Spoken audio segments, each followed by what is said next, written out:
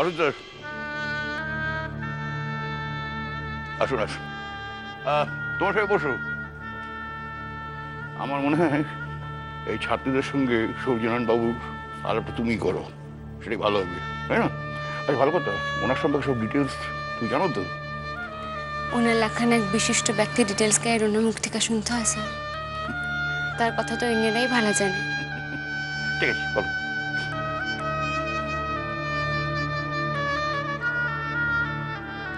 ছাত্রীরা, আজ আমাকে ভিতরে উপস্থিত হয়েছেন বিশিষ্ট অধ্যাপক এবং শিক্ষাবিদ শ্রী সূর্যনারায়ণ চৌধুরী। আমরা শুধুই তার এই পরিচয়টুকু জানি, তাই তার যে আরো একটি বড় পরিচয় আছে সে হয়তো আমরা অনেকেই জানি না।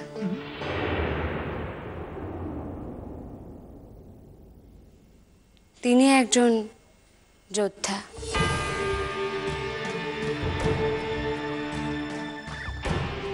নিজের প্রাণের ঝুঁকি লইয়া তিনি নিজের দেশকে বাঁচানোর লক্ষ্যে যুদ্ধ করছিলেন। তিনি একজন মুক্তিযোদ্ধা।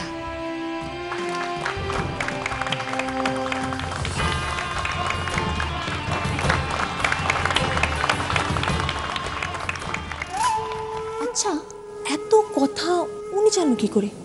আচ্ছা, আগের থেকে চেনা জানা ছিল না তো? দীপিকা দি, ওই তখন তো মনে হয়নি যখন কথা বলছিল। তো দেখছি ডুবে ডুবে প্রচুর জল খেয়ে বসে আছে। একে বোঝা শিবের বাবারও অসাধ্য। তাই নাকি? এত বড় পরিচয়টা আমরা কেউ জানতেই পারিনি। আজ যে আমরা শুধাই একজন শিক্ষাবিদরে আমাকে মাঝে পাইছি তা কিন্তু নয়, পাইছি একজন মুক্তিযোদ্ধারে, পাইছি একজন দেশপ্রেমিক রে, পাইছি একজন উদার মুক্ত মনের মানুষ রে।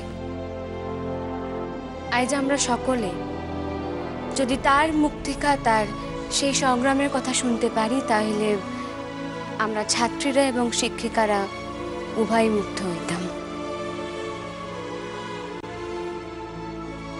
আশা করতেছি তিনি আমাকে অনুরোধ খান রাখবেন, আমরা তার মুক্তিকা, তার সেই অভিজ্ঞতার কথা শুনতে পারো। তাই তার আগে আমি প্রাথমিকভাবে তার লগে সকলে আলাপ করে দিতে চাই। আমি আমাকে শিক্ষিকাদিগের অনুরোধ করতেছি যে আপনারা আপনাকে নামগুলি যদি কন। দীপিকা ঘোষ, মধুরা বন্দ্যোপাধ্যায়, শর্মিলা রায়, লতিকা সেন, মঞ্জুলা রায়। আর দুজনের লগে আলাপ হইয়া সারছে, তাই বাহুল্য বোধহয় আলাপ করাইলাম না। আমাকে প্রেসিডেন্ট স্যার আর সেক্রেটারি স্যার তাগলিকায় কিন্তু আজ আমার ছাত্রীরা এই বিরল সৌভাগ্যের অধিকারী হয়েছে। এবার আমি অনুরোধ জানাইতেছি আজকার বিশেষ অতিথি সূর্যনারায়ণ চৌধুরীর তার অভিজ্ঞতার কথা শোনানোর লিগা। তাই তার আগে আমাকে প্রেসিডেন্ট স্যার তারে পুষ্পস্তবক দিয়ে অভিনন্দন জানাইবেন।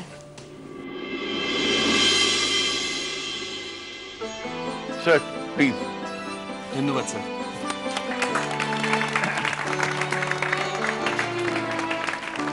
বসো বসো, তোমরা বসো। আইজ তোমাকে মাঝে আইতে পাইলে আমি সত্যই খুবই আনন্দিত। উপস্থিত সকলরে আমার শ্রদ্ধা এবং শুভেচ্ছা। প্রথমেই কৃতজ্ঞতা জানাই আমার এই জায়গায় আসনের সুযোগ কইরা দেওয়ানের লিগা। একমাত্র আমি উপলব্ধি করতে পারছি এ আমার নিকট কত বড় পাওনা। যে স্কুলে কিরণমালা খাতুনের মতো শিক্ষিকা থাকেন, সেই স্কুল শুধাই ছাত্রীগণ নিকট না, যে কোনো মানুষের নিকটই পুণ্যভূমি হইয়া ওঠে। যাওক,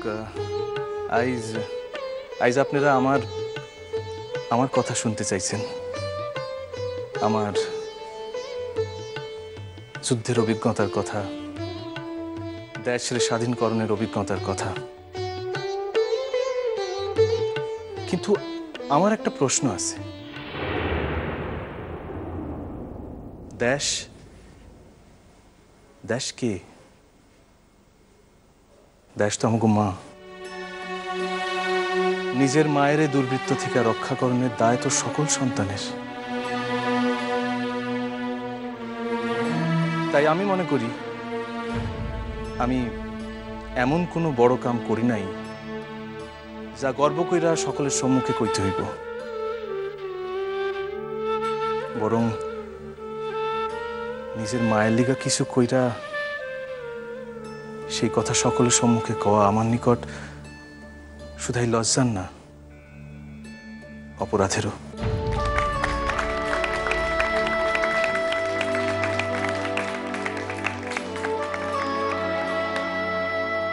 কাকে ধরে এনেছি দেখেছেন তো? এরকম মানুষের পক্ষেই এরকম কথা বলা সম্ভব। আইজ আমি একজনের গল্প কম, গল্প নয় অবশ্য, সত্য ঘটনা। এমন এক ঘটনা যে ঘটনার কথা জানলে যারা জানছেন তাগো মন পবিত্র হয়। আর যিনি সেই ঘটনার কথা কওনের সুযোগটুক পাইলেন তিনিও পবিত্র হইয়া ওঠেন। এই তোমরা ছাত্রীরা আসো, তোমাকে বয়সী একজনের গল্প, তোমাকে বয়সী একজনের কথা, এক মায়ের কথা।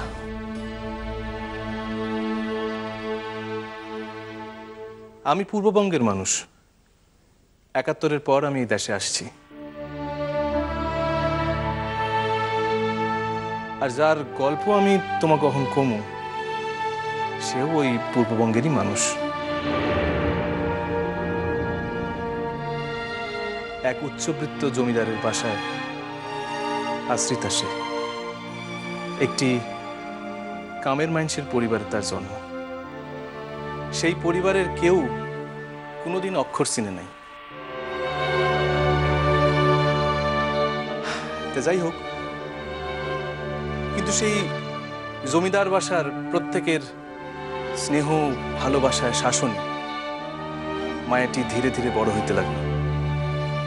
একটু একটু কইরা বড় হওয়ার লগে লগে সে যেমন তার গ্রাম, নদী, নালা, খাল, বিল, বৃক্ষ সকলের চিনতে থাকে,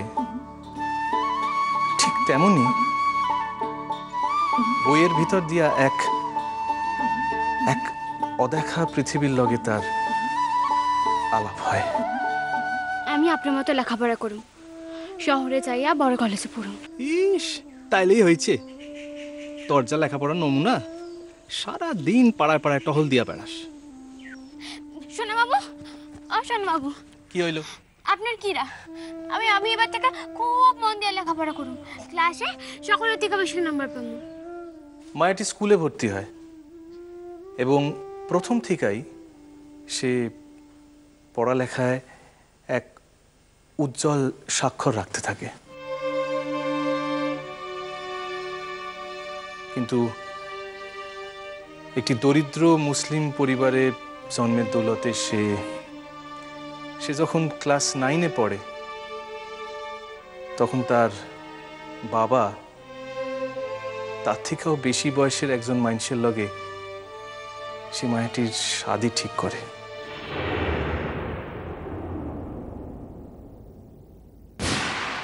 আসো, আসো, আসো। এই আমার মাইয়া নার্গিস।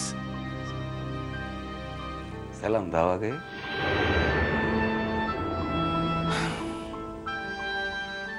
শাদী হয় এবং তার 2 জন সতীনের সংসারে সে 3য় জন হইয়া থাকতে শুরু করে।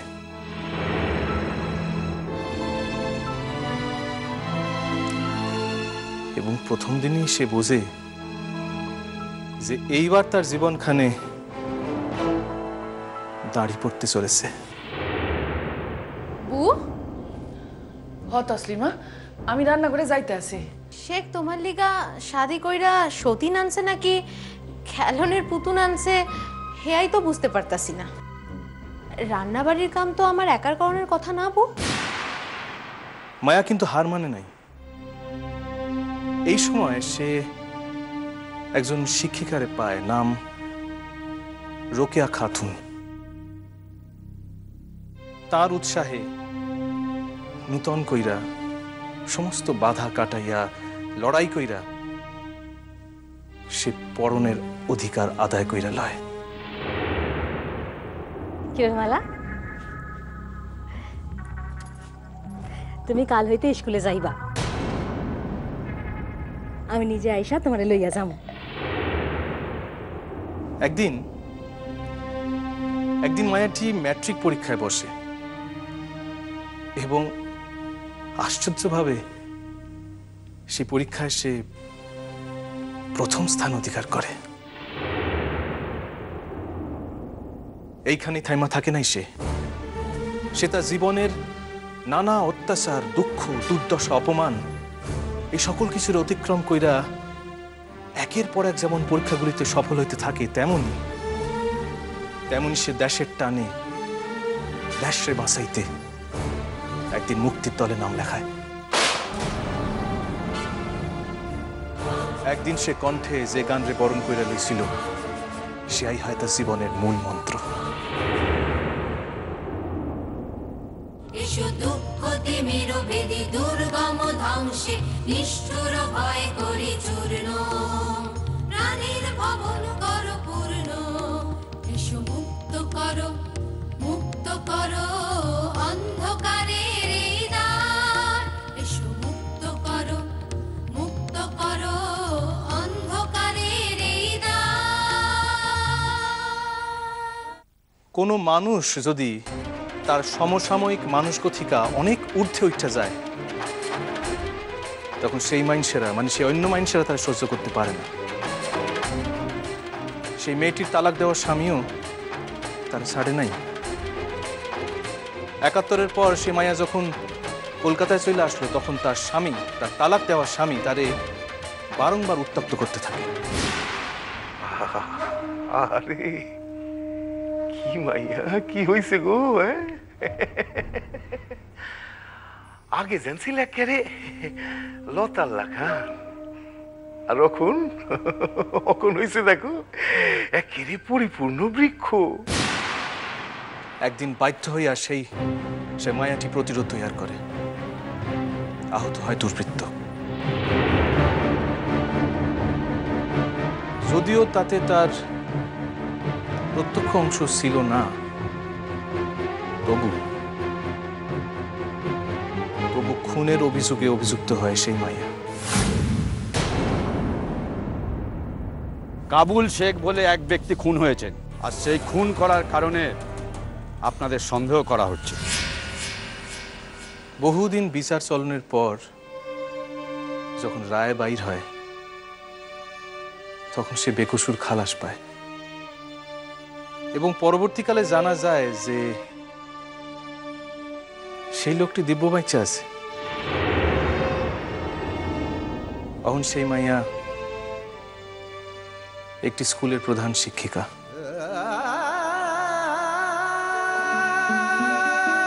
লড়াইয়ের প্রতিমূর্তি এই মায়াটারে যে দেশবাসী চিরকাল কপালে হাত ঠেকাইয়া প্রণাম করব সে বিষয়ে আমার কোনো সন্দেহ নাই। আর আমি যদি কোনোদিন লড়াকু নারীদের কাহিনী লিখতে বসি তাইলে যে এই মায়াটি আমার কলমে সর্বপ্রথম উঠে আসবো এই বিষয়ে আমার কোনো সন্দেহ নাই। হয়তো এইভাবে তার নিকট আমার পাহাড় প্রমাণ ঋণের কিছুটা অন্তত শোধকরণের প্রয়াস করতে পারেন। আচ্ছা, ধন্যবাদ সকলরে। কিছু কইবা? স্যার, যার কথা এতক্ষণ বললেন তার নাম কি স্যার? আপনার সঙ্গে কি তার এখনো যোগাযোগ আছে স্যার? আচ্ছা স্যার, বলছি যে তিনি কোন স্কুলের হেড মিস্ট্রেস, জানতে পারলে একটা দিন আমরা আমাদের স্কুলে ওনাকে নিমন্ত্রণ করতে পারতে পারি।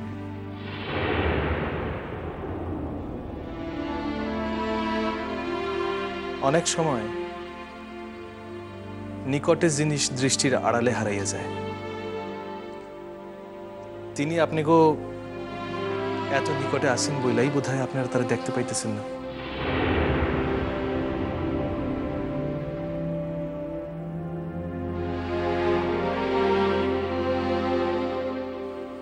আমার মনে হয় আমার যে পুষ্পস্তবক দেওয়া হয়েছে তার যোগ্য আমি নই। বিশেষ কইরা যখন একই ঘরে কিরণমালা খাতুনের লাখান মানুষ আছেন, বিশেষ কইরা যখন একই ঘরে কিরণমালা খাতুনের লাখান মানুষ আছেন,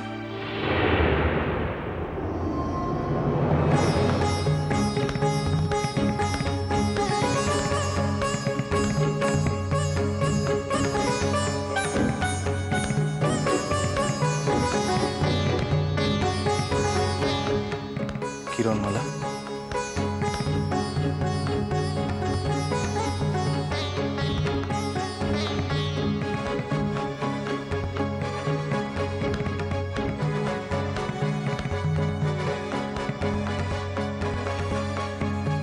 আমার এই শ্রদ্ধার্ঘ্য আমি তার হাতেই তুলে দিতেছি।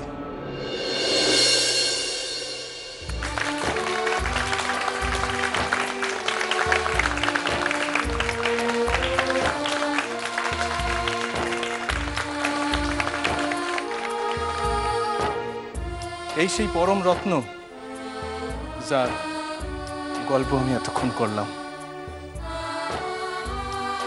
মুক্তিযোদ্ধা, বীর যোদ্ধা কিরণমালা খাতুন।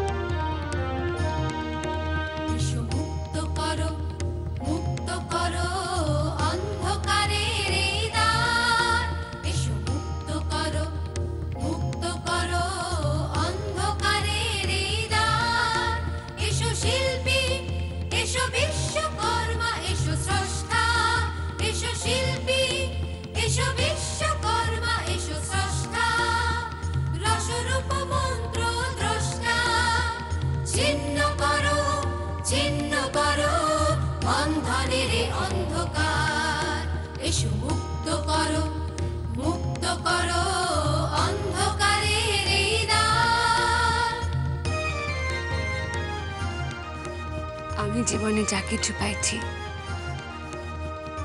যত সফলতা, সব এই মানুষের লিখা। দিকে দিকে ভেঙেছে যে শৃঙ্খল, দুর্গত দলিতেরা পায় বল। দিকে দিকে ভেঙেছে যে শৃঙ্খল, দুর্গত দলিতেরা পায় বল। আমার চির শিক্ষক, নিত্য শুভার্থী, আমার জীবনের শ্রেষ্ঠ গুরুজন সূর্যনারায়ণ চৌধুরী।